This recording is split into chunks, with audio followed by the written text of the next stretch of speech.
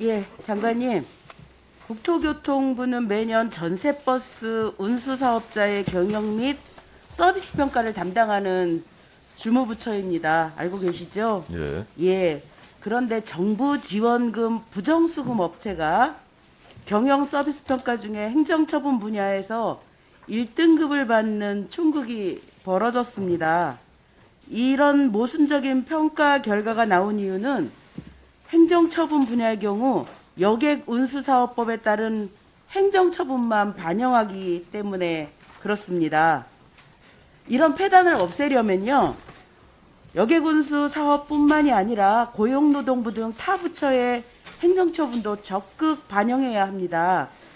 전세버스 업체와 경영서비스 평가 실무를 담당하는 교통안전공단마저도 정부 지원금 부정수급 업체와 계약한 일도 발생하는 상황이 벌어지고 있는 현실입니다. 국토부 전세버스 경영서비스평가 항목의 개선을 건의드리고요. 정부 지원금 부정수급뿐만이 아니라 불공정 담합, 국세, 지방세 체납 등 항목을 추가해서 내실 있는 평가가 이루어질 수 있도록 적극 검토해 주시겠습니까? 예, 말씀 주신 대로 그 전세버스 경영과 서비스 평가 그 하는 항목에 어떤 그 부정수급으로 인한 그 행정처분이라든가 또 타법에 의한 그 법률 위반 행위라든가 이런 부분들도 평가 항목에 포함이 되도록 그렇게 제도 개선을 하겠습니다. 네, 고용노동부로부터 자료를 제출받아서 그거를 근거 베이스로 하면 될 것 같습니다. 다음 질의는요, 전세버스 기사 지휘 피해에 대해서 말씀드리겠습니다. 한국교통안전공단이 작년에 전세버스 지휘기사 953명을 상대로 설문조사를 실시했습니다. 이들 지휘기사 중 70%는 버스업체가 조합비, 4대 보험료 등 회사 운영비용을 기사에게 부담시켰다고 응답했습니다. 그리고 지휘기사 중 40%는 불합리한 처우에 시정요구를 할 경우에 일거리를 주지 않았다고 밝혔습니다. 이러한 불법 지휘 피해 사례를 해결하기 위해서 효과적인 방안을 강구해야 된다라고 생각하는데요.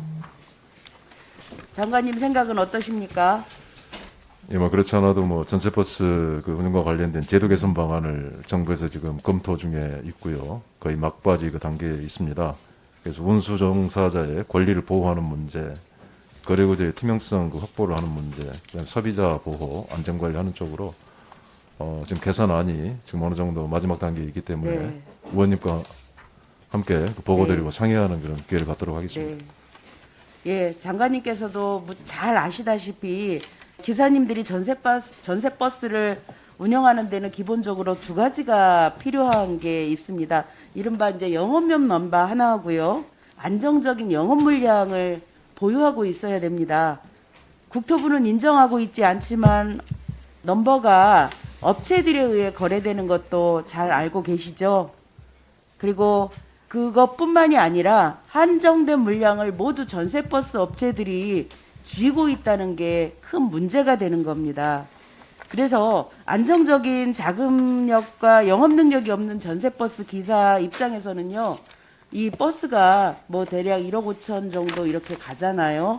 그렇게 큰 자기 돈으로 수억에 달하는 버스를 구입해도 지입을 할 수밖에 없는 구조라고 보여집니다. 그리고 통계청에 따르면요, 시외버스 기사, 우리가 일명 고속버스 기사라고 얘기하잖아요. 그분들 1인당 평균 급여가 연 4,600만 원 정도 수준인 반면에 이 전세버스 기사들의 평균 급여는 연 2천만 원 정도에 불과했습니다. 거의 반토막이에요. 왜 이렇게 차이가 날까요?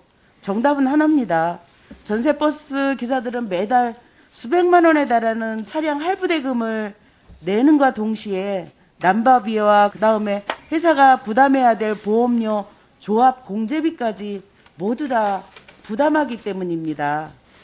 그래서요, 저는 결국은 국토부가 나서서 버스 산업 생태계에 공정한 룰을 마련하고 제시해야 된다고 저는 생각합니다. 그래서 저는 이런 생각을 좀 해봤습니다. 전세버스 기사들이 협동조합 형태의 사회적 기업을 설립할 수 있는 제도를 좀 마련하고요. 이 같은 사회적 기업들이 한시적이라도 값비싼 영업용 번호판을 대체할 수 있는 방안을 좀 마련해 주셨으면 어떨까 싶습니다. 그리고 요즘 최근 정부가 그린 뉴딜 정책을 피고 있거든요.